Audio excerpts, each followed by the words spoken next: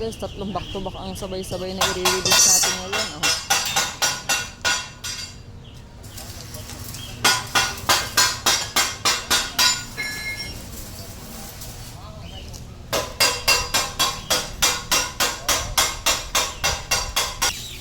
Ito yung dalawa pa.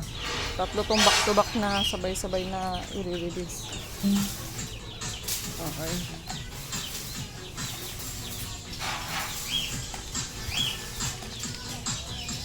Mga for finishing lahat yan. Ito naman yung isa.